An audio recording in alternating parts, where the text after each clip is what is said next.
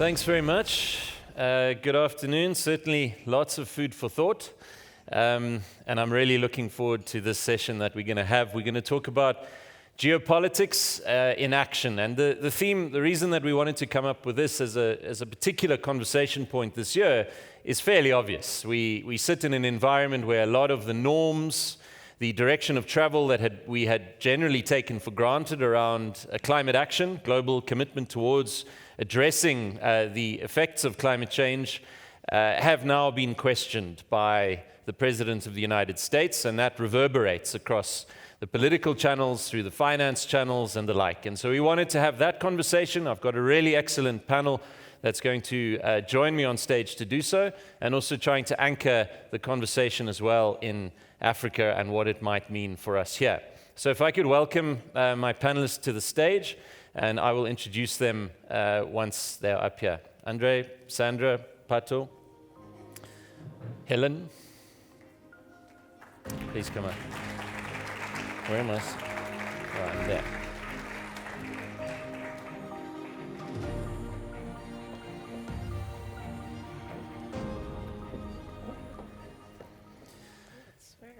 Thank you. So we are honored this afternoon. We have 4 in-person attendees and 1 virtual, so we have a very full panel. I'm going to introduce Ambassador Sandra Kramer first. Ambassador Kramer is the European Ambassador to South Africa since August 2022. Ambassador Kramer joined the European Commission in 1995, has had a very distinguished career ever since then, including which was a stint as the Africa Director at the European Commission's Directorate General for International Partnerships between 2019 and 2012. Dr. Rose Mwebaza, who we have online, is the Director and Regional Representative for Africa at the UN Environmental Programme. Rose, thank you so much for joining us. Prior to this, Rose served as the Director and Advisory Board Secretary of the UN Climate Technology Center and Network, the implementation arm of the UN Framework Convention on Climate Change. We have Helen Lubamba, who's the head of corporate investment banking in Zambia for Standard Bank. Helen's career spans almost 30 years in financial services, primarily in investment banking, corporate finance, and insurance sectors. And we have Andre Abadie, managing director for the Center for Carbon Transition at JP Morgan. Speaking prior to this, Andre has a South African accent, which has not been expunged despite having lived in London for a very long time. He worked for Standard Bank, I'm told, back in the 1990s, so there is a familiarity there. But currently, Andre co-led the development and implementation of JP Morgan's Carbon Compass methodology, whereby the firm sets its net zero targets. And Pato Kelesitse, the founder of Sustain 267, she's the founder of that, a Botswana-based social enterprise advancing climate action and sustainability across Africa. Pato is also an ESG advisor and currently serves as co-chair of the Climate Justice Resilience Fund's governing board. Thank you all for joining us. I'm really looking forward to this engagement. One of the things I was told in my first day studying political science many years ago is that we should welcome contrary perspectives to those that we might have. And I think this morning's conversation presents us with a number of points that may not sit in the same way as we are opposition on, and I would welcome our engagement on that. But Sandra, I want to start with you. We know that the world is in motion. There's a degree of flux. Uncertainty would be an understatement for what we've faced this year. Certain things are being quite radically questioned. Global commitment to multilateralism, certainly the United States' withdrawal from most of its climate commitments. And then, of course, the way that we conduct geopolitical relations, the way that we deal with friends and partners and adversaries is all being turned on its head to some extent. But looking through that, what I would love from you, amongst others that we'll deal with later on the EU-South Africa partnership, but just to start, how do you see the geopolitical environment now, and how has the EU's positioning changed, if at all, generally and in relation to the need to combat climate change? Thank you very much. First of all, thanks for having me. I'm the only diplomat here, I thought, on the program. So I thought, let me throw myself into this. And I always get the question then, why Standard Bank? You have other banks and all that. But here I am, because you're talking about climate and because we think climate is important. And I think it's important that you hear also our what we do ourselves, and indeed, as you said, how the current world affects our relations with Africa and with South Africa. Let me first of all say that we live indeed in a very, very difficult, very unpredictable, very chaotic world. And that is something that we are, of course, dealing with, like you are dealing with, like everybody else is dealing with. And it's very difficult to deal with. Tomorrow, on Wednesday, President von der Leyen gives her State of the European Union. That's a sort of SONA, but then at the European Parliament. It's going to be a very, very difficult one. And normally it's about angry farmers or whatever, but this time around it's also about people saying the deal that you closed with the US isn't good enough and all that. So you see, there's criticism all over. But one thing I want to make clear, because of what the theme of this conference is we are staying the course on climate change. We are staying the course within the European Union. So we are going for net zero by 2050 and 55% of emission reduction by 2030. And we've set another target, which is by 2040, we want to have that reduced by 90%. So from 2030 to 2040, we'll reduce further from 55 to 90%. And that is something that is really embedded in law. So it's something that the 27 member states have put in law. So there's nothing that they can deviate from. We have made these deals together and we will do that together. And what we do really is to look at that from the perspective of health, but also the perspective of economy and of security.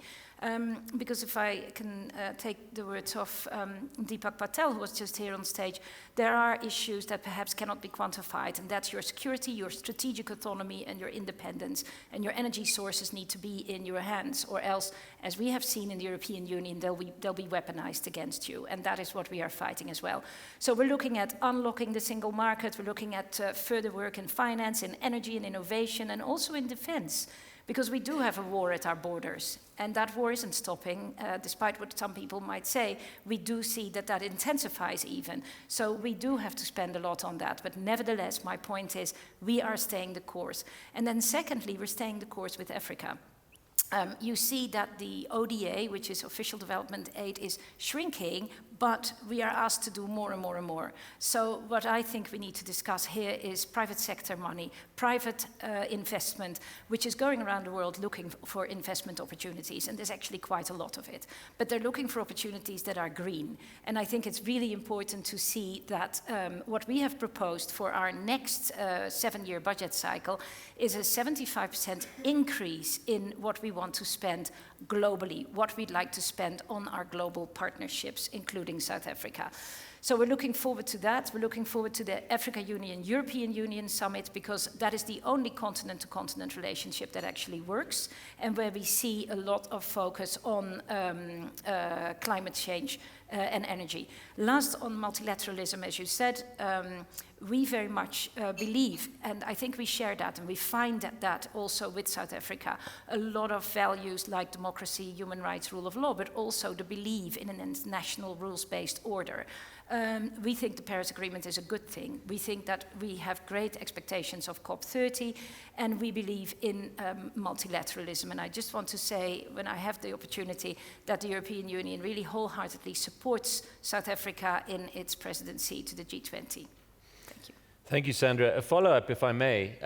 You refer to this staying the course. There's a belief that you have that the European Union will remain committed to these principles all the way through to 2050. We also know that there are political movements and political forces in Europe that are questioning a lot of the norms that you refer to. When you say that it is embedded in law, perhaps just tell us how difficult it would be to reverse that.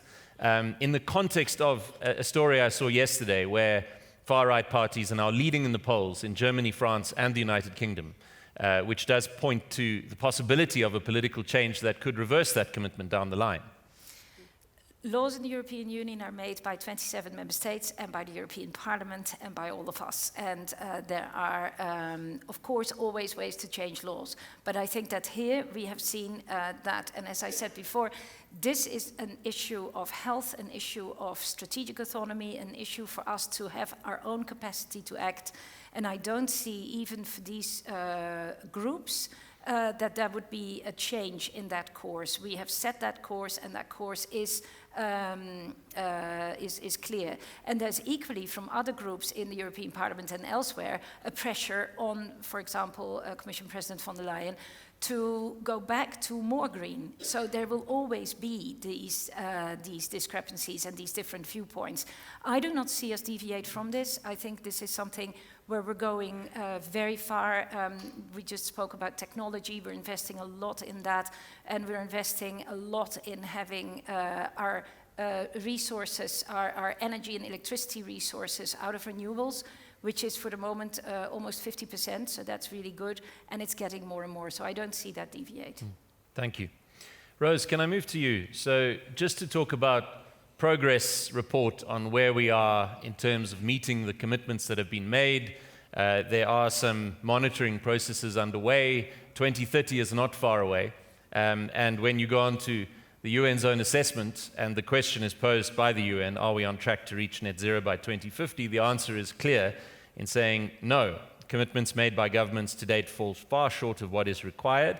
And in that context, we have one of the world's largest emitters, and of course, an economic powerhouse, withdrawing from some of those commitments. So what is your sense of the state of progress that we have right now, and what would be required to get us on track, perhaps not even to get back on track in some of these commitments? Thank you, Simon. Indeed, we are not on track, but I am also glad that we are having this conversation that recognizes the intersectionality of climate change, and that, in fact, we cannot have a conversation on net zero or meeting the 1.5-degree target under the Paris Agreement outside of the geopolitical context in which we live, but also out of the global financial architecture. And the conversation we've had on technology, innovation, including things like AI, they are linked. And so in having this conversation on the road to Belém, as we say, but I think even most importantly, right now, as we speak, Africa gathering in Addis Ababa, which is considered Africa's diplomatic capital, under the leadership of the African Union, discussing Africa's climate challenges, but most importantly, solutions and actions. What we know is we are not on target to meet the targets we set for ourselves in the Paris Agreement, but there's still very strong global commitment to multilateralism. And I'm very glad to hear the EU ambassador say that. I know that from where I sit in UNEP. Last week, we had our annual subcommittee meeting of the Committee of Permanent Representatives. It's a long title, but these are the ambassadors accredited to the UN sitting in Nairobi.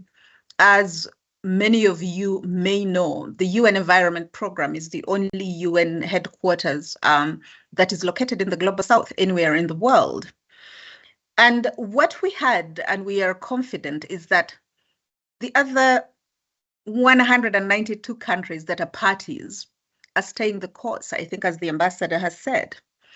But we cannot live in denial, to pick up on the joke of a facilitator earlier on, like the Nile crocodile, that the exit of an important economic and political power doesn't cause concern, because we know that in order for us to meet net zero targets, there has to be deep cuts among the G20 countries. Now, South Africa happens to proudly, on behalf of Africa, chair the G20.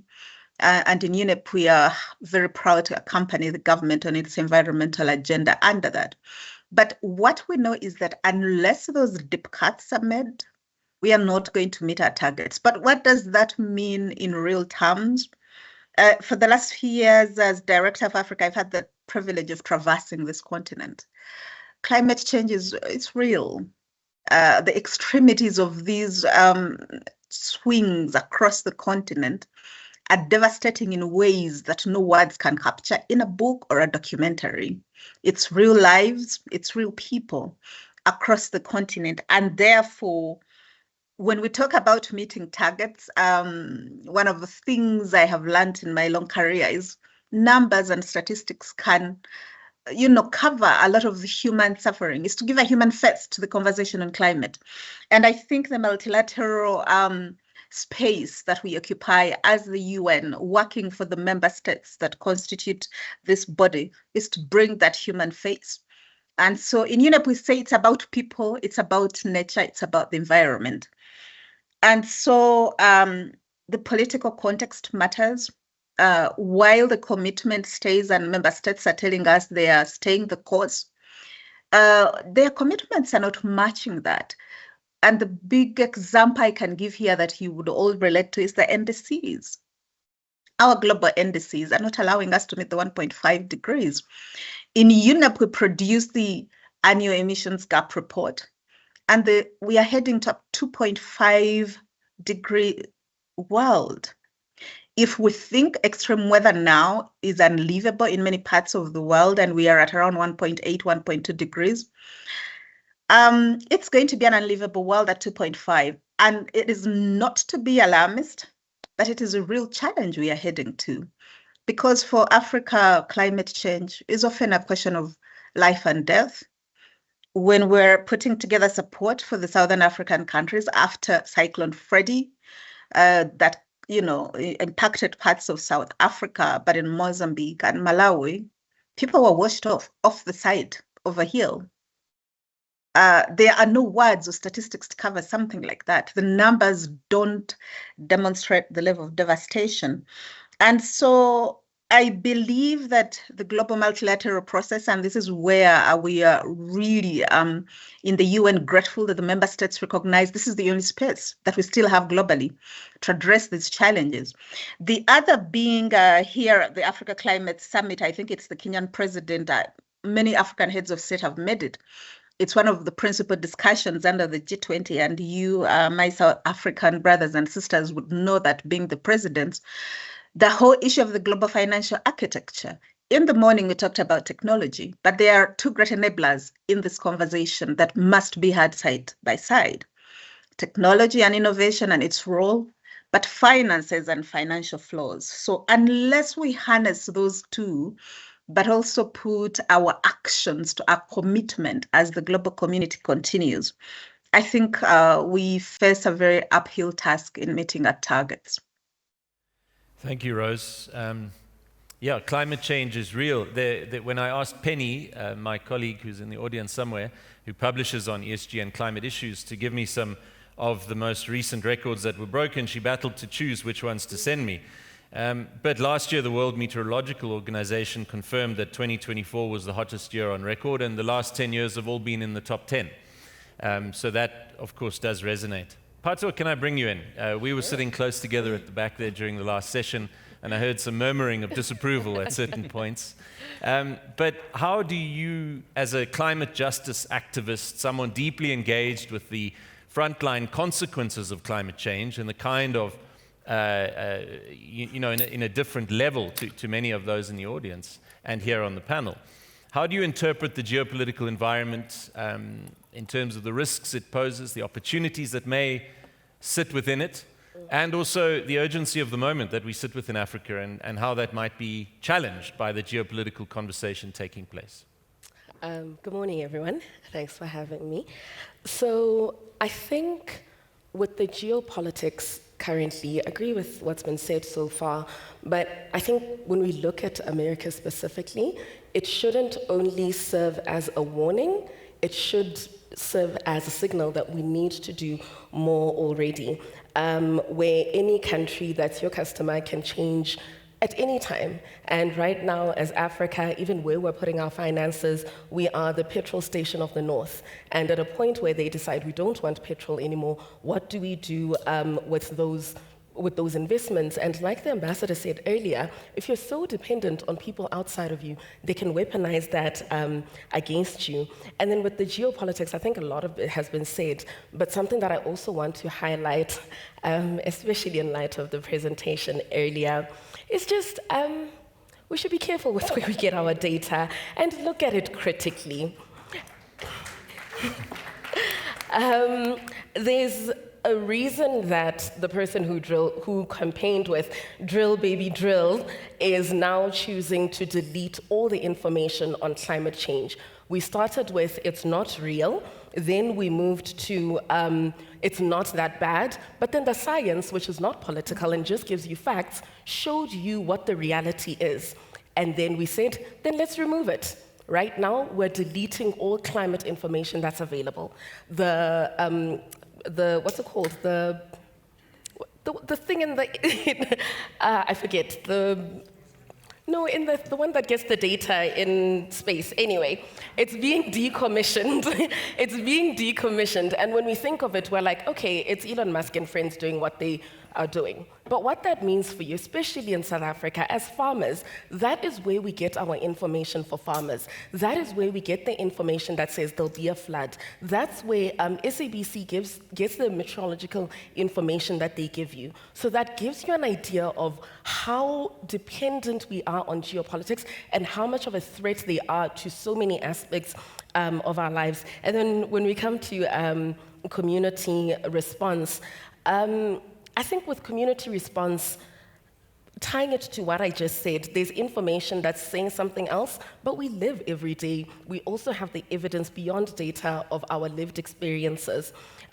Communities are getting all these big data of we're doing better or, but lives are being lost, like Dr. Mwebaza said, lives are being lost, human rights are being trampled on, and as we get here, I'm going to make an appeal, just in case I don't get enough time to make it.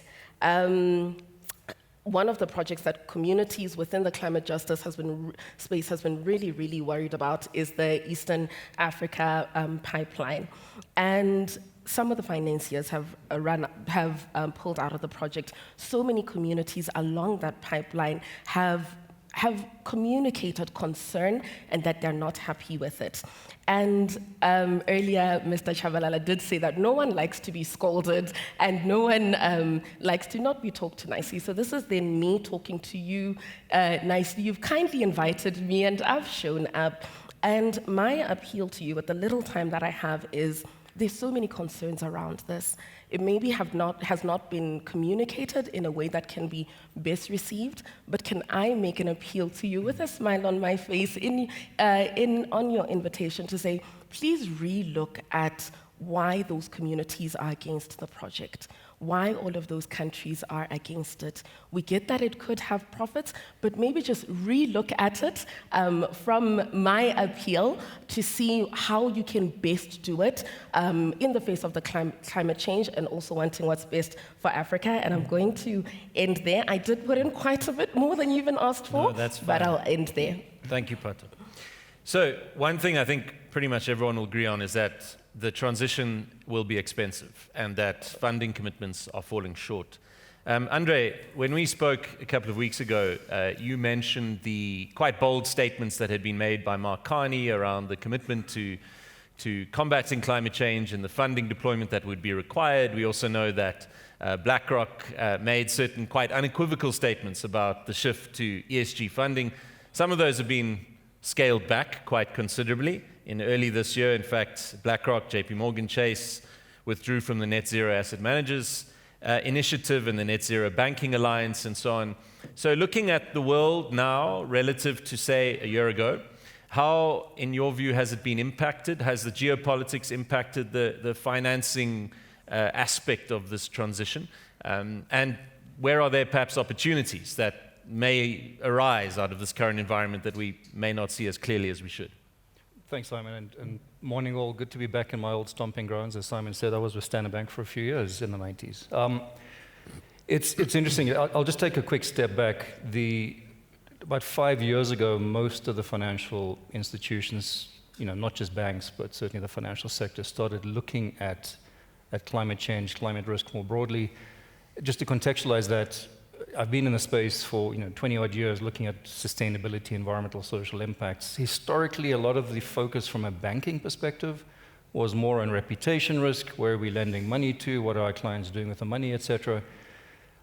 After Paris 2015, going into 2016, the conversation changed because you suddenly had central banks who started looking at the financial sector. And remember, we had only recently come out of the global financial crisis in the late 2008, 2009 time. And so the conversation was, is the next financial crisis going to be one around carbon?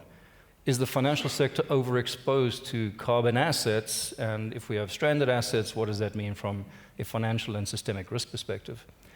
So the point is that what banks started doing, and certainly what regulators started doing, is looking at the extent to which banks were understanding and incorporating a view on how climate change would impact the business we do with our clients. And so that's when, to Simon's point, you had a lot of banks looking at setting targets, thinking about how you understand climate transition risk, climate physical risk. And leading up to COP26 in Glasgow, the conversation started gaining momentum to the extent that the expectation was the financial sector shows up and makes net zero commitments. That we as the financial sector clearly have a role to play in enabling the provision of capital and allowing capital to flow into the global economy, the real economy, and that includes looking at climate transition and some of the technology solutions that we need. I think potentially the misstep that happened back then was the expectation that as long as we all had these targets, we could then dictate where our capital flows, what our clients did with that money. And I think we're now, back to your question, Simon, in a point where, because of what happened with Russia, Ukraine, COVID, the rise of the right and certainly some of the populism, activism that we're seeing, that there is not a reckoning, but there is a rethinking of the role, certainly, of the financial sector. I think we came up with these commitments and targets thinking that our clients certainly were engaged. The policy measures that we've been put in place by governments were going to enable the transition to happen, and our role was to help facilitate that. I think what we're seeing now is a slowdown in that progress. And that's why a lot of banks have started, and not just banks, financial institutions have started looking at these targets and thinking, did we make a misstep thinking that the solution to this was just about setting targets? Why don't we actually look at what it's actually going to take in order to facilitate this transition? And certainly from our perspective, we started off with a sustainable development target of 2.5 trillion. We then set these net zero targets. What we've now started doing is actually disclosing the ratio of funding that we provide to fossil fuels and to cleaner zero technologies, if you will, because therein, in essence, lies the focus from our perspective, that in order to get the real economy on track to be net zero by 2050, and for most of us, we've set interim 2030 targets, the scale of financing that is needed is about $5 trillion a year to go into the solutions. Now, about 80% of that, just to contextualize, is more about electrification, renewable energy, grid connections, etc. The 20% is the harder to do, the harder to abate. So that's your carbon captures, your sustainable aviation fuels, things like stripping out emissions from aluminium, cement, and steel, looking at hydrogen as a possibility. But a lot of that needs government incentives and government policy, industrial strategy and policy to enable that to happen. Otherwise, the clients that we bank just don't have the economic viability, they don't have the projects that they can actually invest in, and capital is not going to flow. Of that $5 trillion, we're probably halfway. If you look at the real economy, about $2.2, $2.3 trillion is flowing into the solutions. But the remaining part of that is going to require countries, sovereigns, to actually look at those NDCs and make them more investable.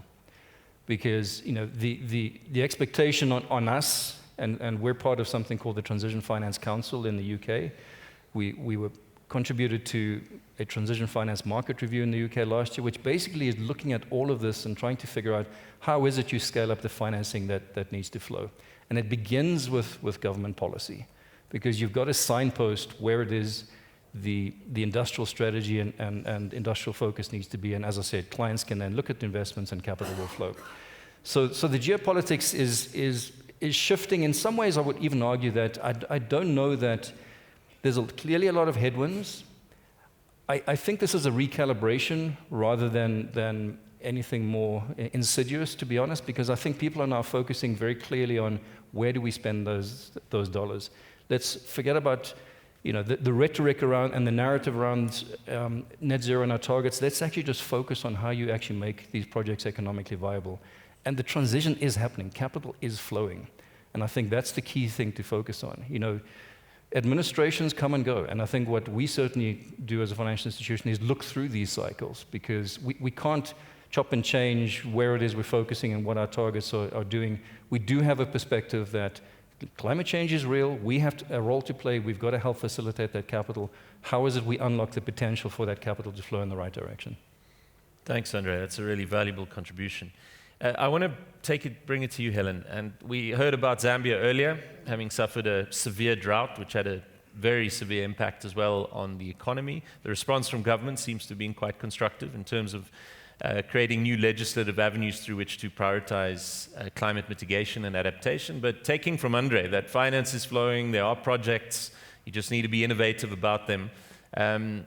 Take us through your experiences in Zambia in navigating the domestic challenges within the financial and global environment in which we sit in as well. Okay, thank you, Simon. And Andre, just to add on to Andre's point, that cycles do come and go, but it's how do we look through it all? And I think the key thing, if we factor in geopolitics, is to see how do we keep our independence and focus on what needs to be done for our society and for our countries in spite of the geopolitics. Yes, it does bring in uncertainties, but at the same time, we need to look through how do we achieve what it is that we're targeting to achieve for our countries. And if I just touch on briefly on the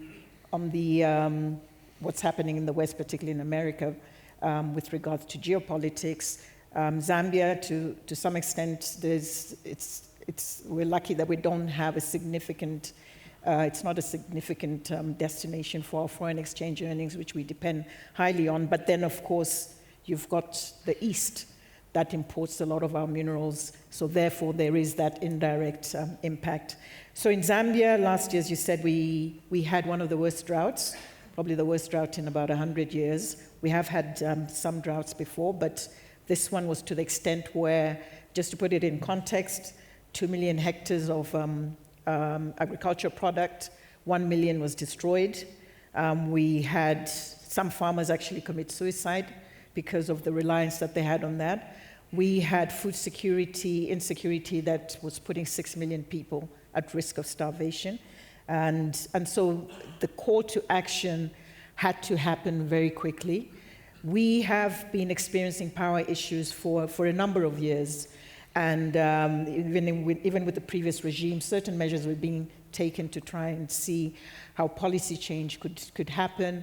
But it wasn't moving fast enough. And I think what the crisis did was really put that impetus in addressing the emergency that was before us. So Zambia has taken some strides in recognizing the climate issue. We set up the first Ministry of Environment and Green Economy was set up in 2021, and that has had a very, very fixed focus on addressing environmental issues. And so last year, with the drought situation and the crisis that we had, we needed to think about how quickly could we mobilize. 21 hours of load shedding. It's abated a little bit, but it's still a problem even now. And one of the things that, one of the constructs that came up in terms of trying to get emergency power in was actually looking at South Africa and importing, but we have a highly indebted utility company, so how do we address that? And so we partnered with our utility company, Energy Reserve Board, Ministry of Finance, Greenco, who are here as an intermediary, and we were able to structure a financing deal. Stanbic was called to the table, and we're able to structure a financing deal with our energy team, who are also in the audience here, whereby it didn't further burden the utility company, because the structuring is done in such a way that first we had key off-takers identified, particularly in the mining sector, and then also a second route out through the SAP, the Southern African Power Pool, should there be any need to do that. So, and the and the liquidation of that debt financing was through when the water levels do pick up, then there can be banking, as they call it, banking and unbanking of electrons through the trading shoe. So very innovative. When I first heard the concept, I just thought, there's no way my bank is going to do that. We are so conservative. And our team, Renshaw, Cheryl, they're like, oh, yeah, that looks doable. I was actually, yeah. So, and we got it done in 3 months. And that was, and that was quite an achievement in terms of getting it closed so quickly. We also did look at supporting the government as they needed to now fire up a second phase of coal. And it had to go all the way up the higher ranks in Standard Bank Group, because that is not something that the group is categorically not going to fund that. But when we did approach, and I think it went all the way up to SIM to say we have a catastrophe in Zambia, this was something we said we would look at. In the end, we didn't do it because of another party was able to fund it. But to the extent that we were able to look past just the climate issue, as Dr. Lambert was saying, yes, we did look at the people impact, the development impact, but we did consider that option. So I think the key thing is the innovative structures are possible in financing, and private sector plays a big part. There are other facilities, but I can see we've run out of time. I would have loved to talk about it. The time somehow went from 25 minutes to 12 minutes, and I'm sure someone at the back was tweaking that. No, I think we have a little longer, and I want to get at least another contribution from each of you, because there's so much to talk about, and then offer some time for questions. Sandra, coming back to you. So when we chatted earlier this year, a point that I made, which we spoke about at least, was that, you know, when you're facing such hostility from a partner globally that you regard as a friend or an ally, it does change the nature of your relationships with other partners. And I was intrigued that the EU-South Africa summit that took place earlier this year was so, the message from the EU was so resoundingly positive on South Africa. And there was a series of commitments that were made, which seemed to be a statement in response to the collective pressure both region, country were facing from the United States. But apart from the US pressure, just take us through some of the highlights of that deal in general, but also those that pertain to the conversation we're having here today. Yes, this is true, and I think this actually is even more of an opportunity. The European Union is already the largest trading partner for South Africa, with trading goods, largest foreign direct investment, largest partner in the Just Energy Transition. I think the Just Energy Transition Partnership just came up, and we're a proud part of that, and the US has withdrawn from that, but that's manageable. The Netherlands came on board, Denmark came on board. We have Rudy in the audience somewhere, the PMU, helping us enormously in that endeavor. And what you saw is the commitment of the leadership in the European Union, as well as here in South Africa, to work closer together on many, many ways. And the specific focus is on some of the value chains. We spoke about green hydrogen quite a lot, and investments into the infrastructure in green hydrogen.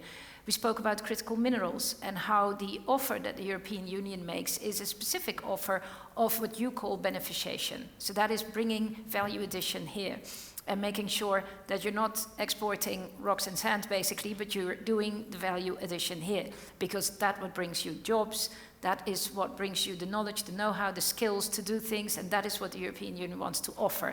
So this is a partnership. And I think you saw the press on that, and you saw that they agreed on a 4.7 billion investment package. And this is not the end of it, it's just the beginning of it, because we're going more and more into that sort of partnerships. Including on e-batteries, on lots of things that we are focusing on. Just the other day, we were launching a JET skills desk together with the Department of Higher Education to make sure that people have the required skill for a new economy, a greener economy. So that's all very important. I think the bottom line is that we have moved from a development logic to an investment logic, and from an investment logic to an investment and trade logic. And that is the logic that we operate in. And we just had the Africa Climate Conference in Ethiopia. It's still going on. I think Minister George is there, and from our side, Executive Vice President Ribeira, and that's the same story. We want investments, and investments has two sides. That's of course interesting for the investor and for where that investment takes place. So it's that mutual beneficial partnership. That's what we're looking for, and that's what we're working on. Thank you, Sandra. Helen, can I bring you back in just on the point that Sandra mentioned of critical minerals? Because clearly this is a part of the opportunity nexus for Africa, but there are also risks embedded in that. When we were speaking about this panel, this was something that rose, that came up when we were referring to the Africa conversation. We know that the United States has a particular interest in the DRC. There have been some initiatives there. Our former ambassador, Ibrahim Rasool, mentioned in a panel that I was moderating with him not long ago that there is a method to the madness, that is a very clear, and we know this to be the case, that is a very clear angle of US intervention in this current era in Africa. So what are your thoughts on that, and how we can take advantage of that and not be drawn into geopolitical contestations and rivalries, which, as we know, we have in the past, that tend to be net negative for some of our local jurisdictions? Yeah, and that's where the crux is, where if we can operate in a way where we can kind of be able to dictate the terms, but when you're dependent on a commodity market, and you have to be you really have to be pretty firm in terms of how you run your policies in addressing that. So if we look at two scenarios, if we look at the DRC, it's almost a situation where it is being used as a weapon, because you give us the minerals and we'll support you. But where in Zambia we now have the opportunity to be able to say we have this asset that the world so much needs, and how do we partner with the world, including the West. We've got investors coming into Zambia. I'm sure you've heard of Cobalt, which has got a lot of investors being backed by billionaires from the West. And so there we've been able to take that into a partnership format, working together with the holding company, which is the Zambia Consolidated Copper Mines Holding Company, which holds the government stake for minerals. So interest in there and making sure that there is a partnership. So again, that kind of immunizes you to some extent from the politics or the geopolitics, where you can dictate some kind of independence. So the investments are flowing into the mining sector. But what's also aided that is more trust in the policies that are being put in place, because with mining and that long-term outlook that you require, absolutely critical to do that. And that's also being translated in the energy sector, because for the 10 million tons of minerals that we are targeting up to 2031, you need energy. And as we've just spoken, just the capacity that we have alone, we are unable to meet the country's requirements. So in order to add the current energy requirements, if we can get them ramped up to capacity, would address probably just about an additional 1.6 million tons. But if to get to 10 million, that's, the sums there are quite huge. So the opportunities for investing in the energy sector are huge, and there's plenty of players in that market. And so what we're seeing is having to look at the collaborations between the various organizations, Energy Board, Ministry, Finance, ZESCO, the main utility companies, and the various IPPs, tariff security as well. So we've seen the tariff transitioning to more cost reflective. We had a huge ramp up, 37%, the prior year in 2023, and 10% last year, and we're expecting the ramp up, which has been committed over the next 5 years, to continue. So when you have that kind of policy stability, then you've got investors who know that they will be able to realize their returns. So a lot of focus also on the renewable side, because we need to diversify our energy mix. As Dr. Lambert talked about, we should have known better and done more, but we didn't. So we are where we are, and we need to diversify that energy mix from the the 80% reliance on hydro, even shifting hydro into other areas of the country, which hasn't been as severely impacted by the change in climate. So as Stanbic Zambia, we've participated in underwriting a second tranche of a green bond with one of the private utility companies, and we also put in the debt financing for a 100 megawatt solar plant, I think the largest single solar PV plant outside of South Africa. So diversifying and increasing the renewables. Zambia has a target of increasing the non-hydro renewables from 3% to 33% by the year 2030. So big drive to do that, with the president putting a target for us, 1,000 megawatts by the end of 2025. And we are well on the way there with the pipeline of deals that we have in the country. It's great to hear. Andre, just to take a slight step back, one of the consequences of these geopolitical rivalries, and particularly between the US and China, has been the growing conversations of things like friendshoring with trade. I recently read an Economist report talking about friend vesting, which refers to how their survey of investors show that there's a shift from viewing geopolitics as episodic to seeing it as structural, as in it's reshaping where capital flows. And I wonder about your thoughts on that specific, generally, but also when we're looking at the countries that most need the capital, are they potentially going to be caught on the wrong side of the geopolitical environment and therefore not have access to it in the way that they would need to?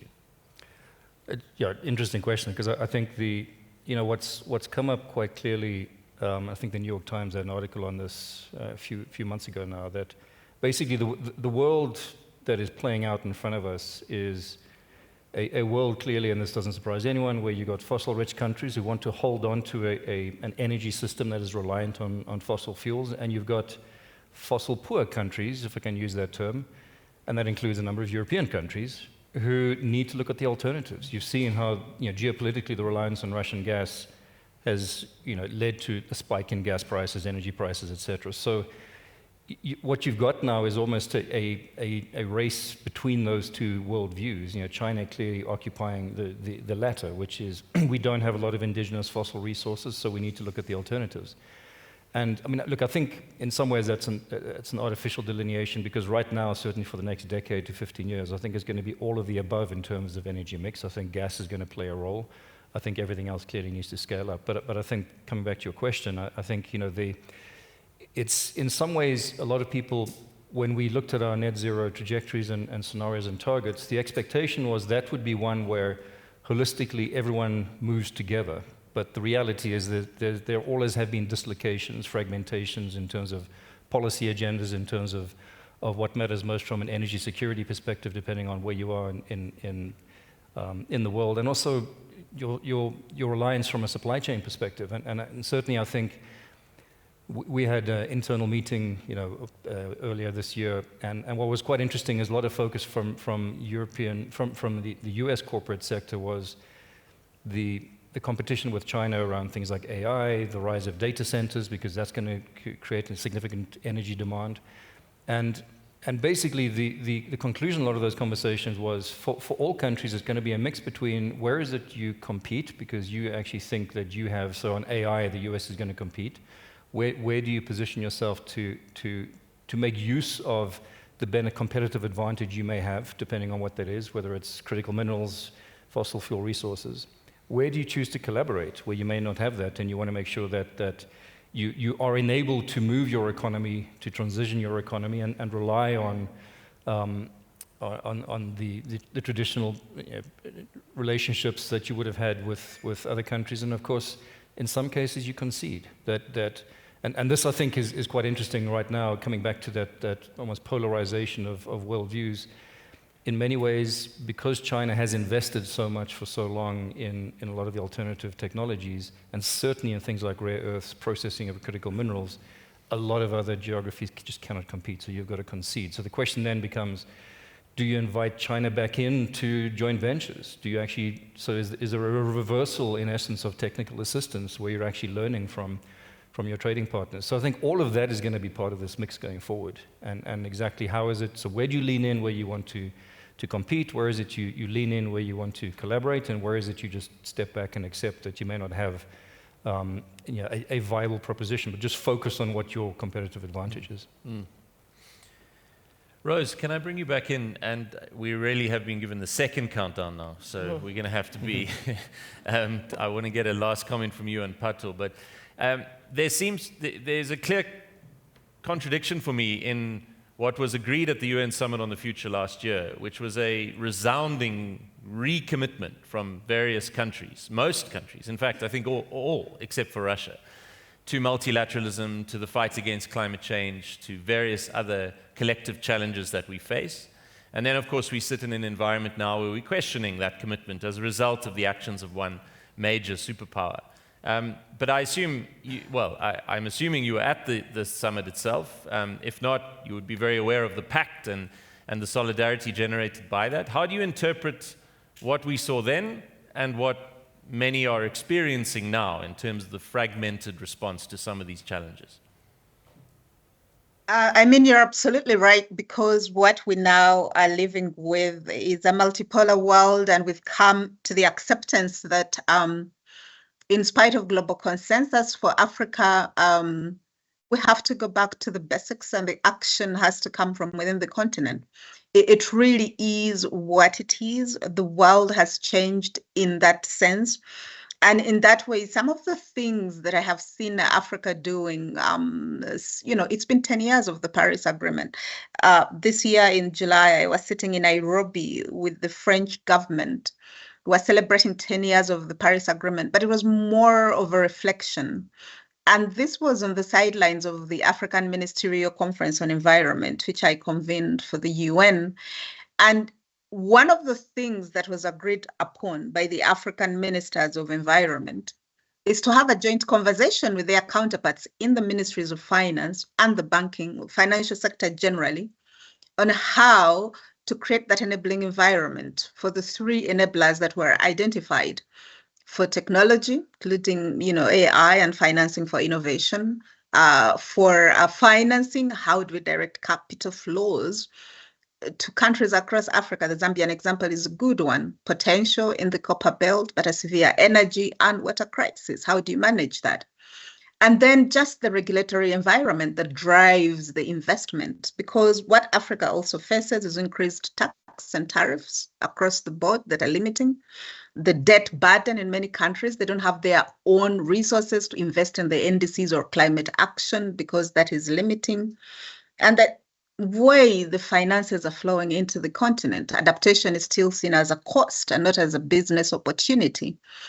And therefore, I see a potential in this joint convening of the environmental sector with ministers of finance meeting, and then bringing in colleagues in the key sectors, especially in mining.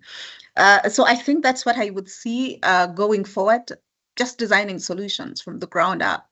Africa is a very context-specific continent, and numbers and statistics don't do justice to the reality on the ground or action that needs to be taken to address what is potentially an existential crisis, but also opportunities do exist if we pay attention, if we are intentional in the actions we take collectively as nations.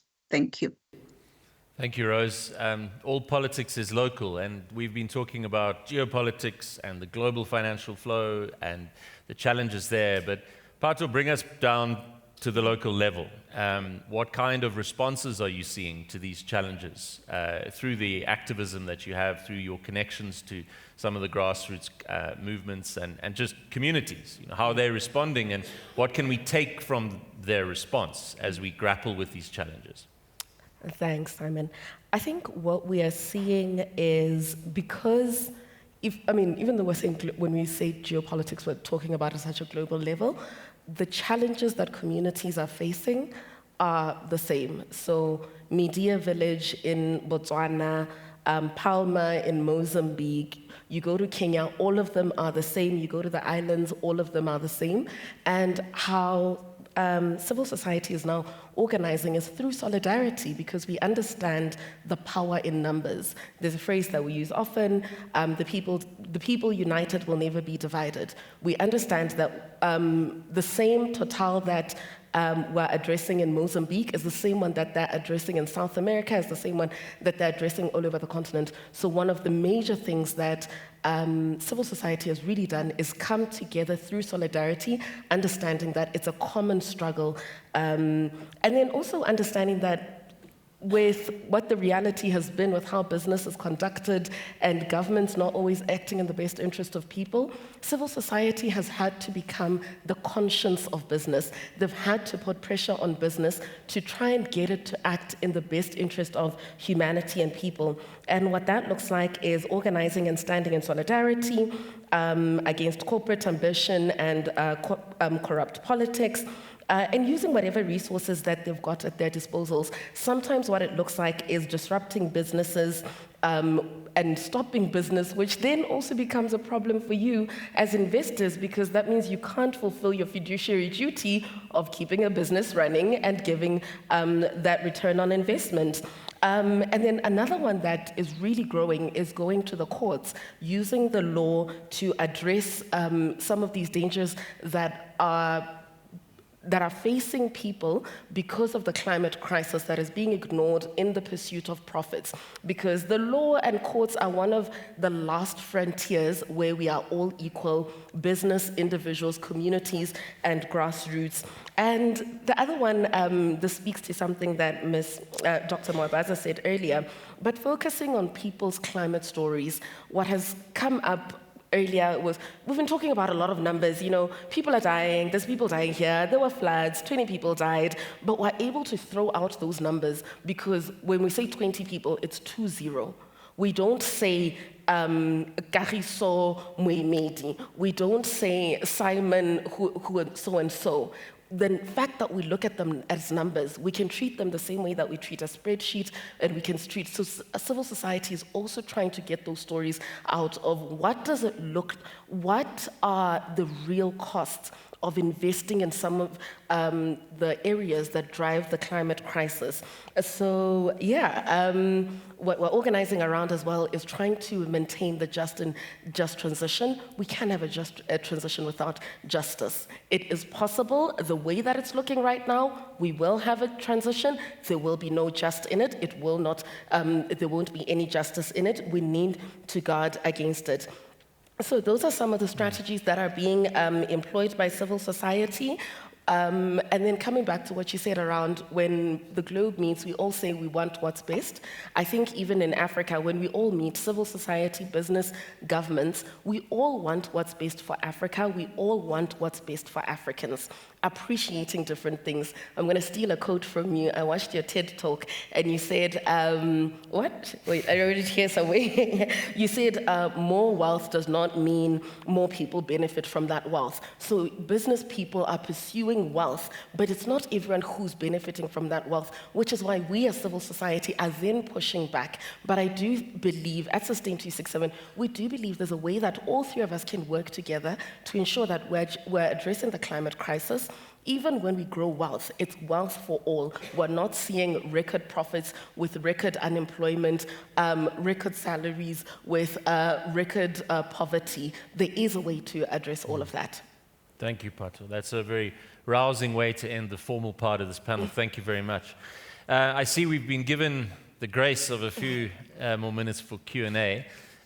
So if there are any questions, please raise your hands. There's one in the middle here.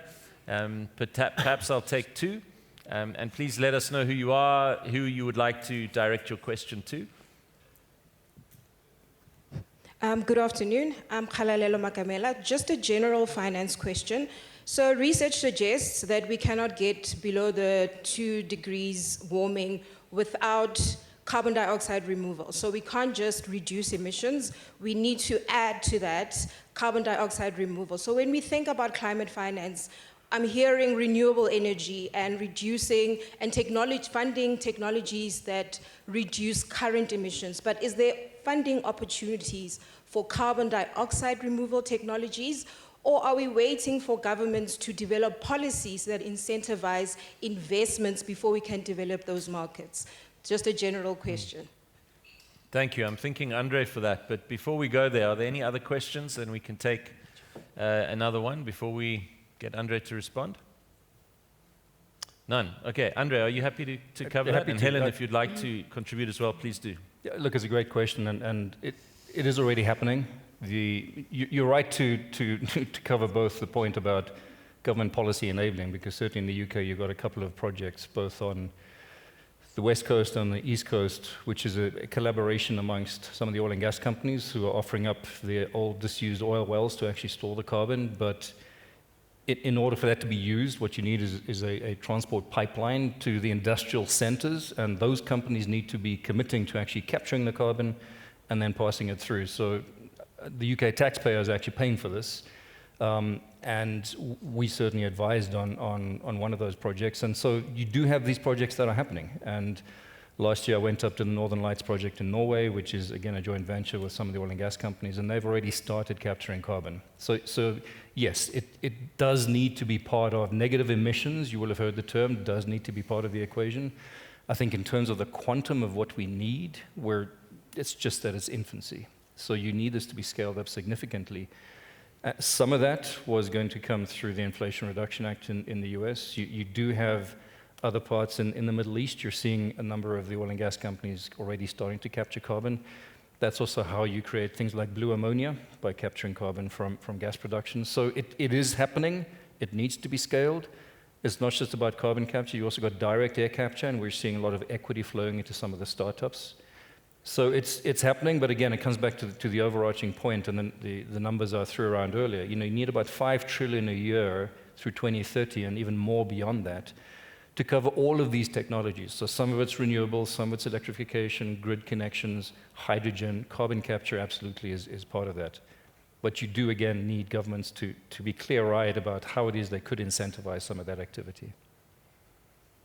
Okay. Zambia has one of the highest deforestation rates in the world, sadly. That's because of charcoal burning. The charcoal burning is mainly for economic reasons, where it's sold into the urban areas primarily, because the rural tradition has always been to collect wood and etc. for cooking, etc. But the urbanization and the low electricity penetration levels in the urban areas means charcoal is a big part of it. So a lot of policies are being put in place to try and ban it, but people still get around that. I think Zimbabwe has been very successful in banning charcoal burning. But one of the things you need to do is also incentivize people in other ways. So the development of the carbon market is something that is getting a lot of speed in terms of discouraging the charcoal burning, but giving people alternative livelihoods. Agricultural methods as well that are being used. There's quite a lot of work being done in terms of the type of agricultural methods that are being used that can lessen the amount of carbon emission that's going out. So we still need to build this to scale. So there's still that need, but at least the steps have started in terms of sequestering the carbon. Thank you. In the absence of other questions, I'm going to thank my panelists. Sandra, thank you for being willing to be the diplomat in the room. We really appreciate your presence. And I must say, in my interactions with you, you bring a liveliness and an enthusiasm to SA-EU relations that is very refreshing and very welcome in the environment that we sit in now. So thank you for that, and thank you for being here today. Rose, thank you for giving us your time to dial in. We know that your itinerary is very busy, so we're very grateful for your participation here as well.